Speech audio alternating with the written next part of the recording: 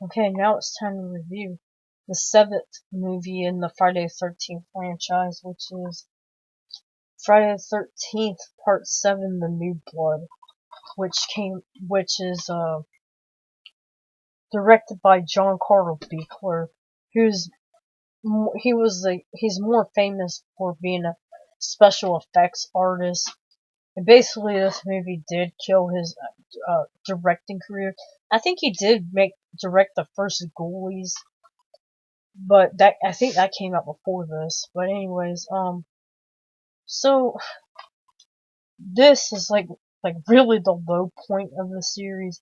Like you could tell, like parts 7 and 8, or like you could tell like they're running out of ideas.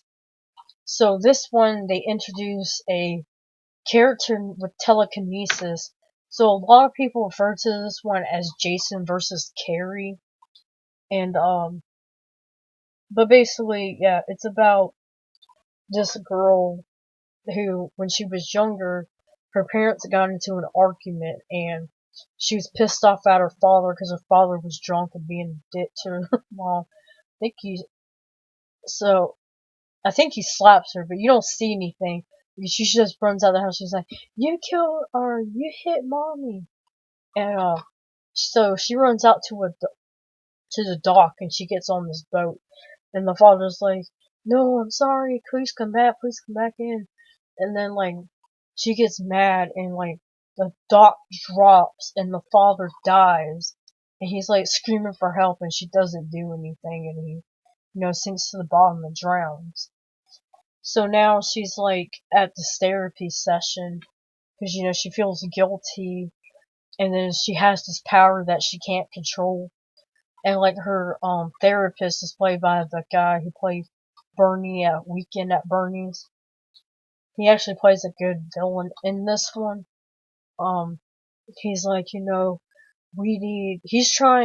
basically trying to prod her to start using her telekinetic powers, because she kind of has it at this point where she can control it. But, like, if she's under a lot of stress or angry, it starts to come out. And, so he's like, well, I know you guys need a vacation, so he sends her and her mother to like a cabin somewhere, of course near Crystal Lake, or no, it's the house that they lived in where the father died, yeah, but of course it's near Crystal Lake, or where the fuck Jason is, because Jason's still at the bottom of the lake in this one, and there's a group of teenagers next door partying stuff at this house, and she's like, her mother's like, I don't want you to be going over there with them. She's like, she's like, I just want to be normal and stuff. So she gets mad, and then with one night, she resurrects Jason out of the water, and then he comes back and starts killing all the teenagers at the house. I liked how Jason looked. Like, out of all the Jasons in the series, Jason looks the best in this movie. He's, like, very rotted. Uh, his, like, back is all exposed. You just see, like, bones sticking out, and he's very, like, rotting and slimy looking, and his face is really nasty looking and stuff.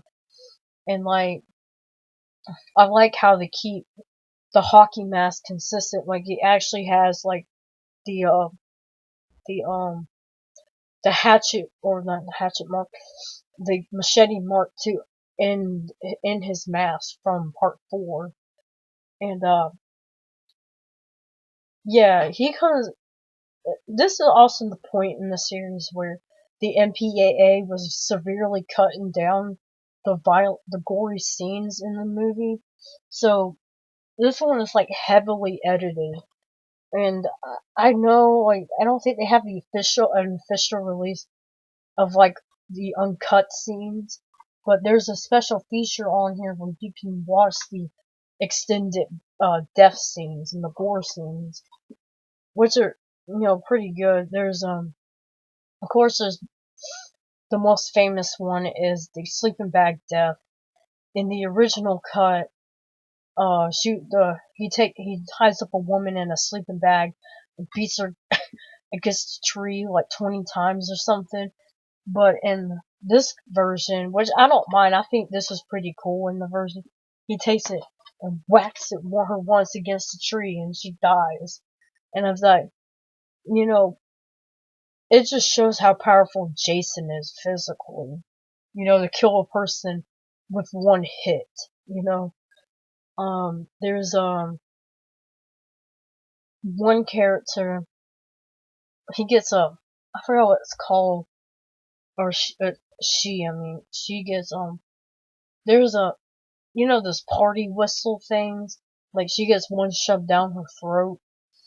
One character, he gets his head crushed, which is not really it's not graphic in the theatrical cut, but in the unrated cut, like freaking Jason like crushes his head and it's like very graphic and you see like a bunch of blood like just pouring down his face. Um, one character gets stabbed.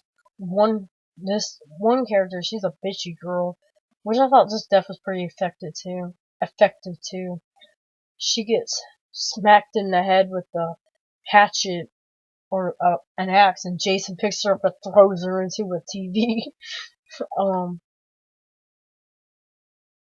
Freaking Weekend at Bernie's guy, I don't know his name.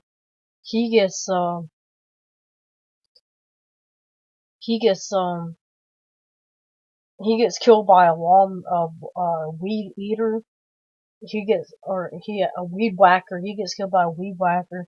Of course, you don't really see it. You don't see it. But in the uncut version, it's very gory. You see like his guts flying out and stuff.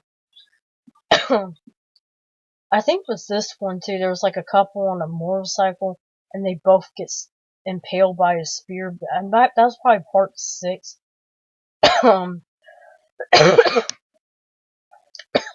One guy gets stabbed by Jason, and then that like for some reason triggers Tina's character, who's the psychic girl, to start like seeing what Jason is doing.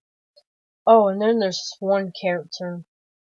There's one guy. He's sitting on the beach, and Jason comes up, takes an axe, and fucking like he takes the axe, swings it, cuts up from his chin, and cuts up like that. Of course, that was heavily cut, but on the rated version, you can see like how much damage Jason left. And then there's the finale, where Jason and the psychic girl go at it, and she starts using her psychic powers, like she, lifts Jason up in the air, and like she breaks his mask off, and you see what he really looks like. She starts choking him with a chain. They break through the floorboards and start fighting in there. Like she could one part. This was before they got into the house, I think.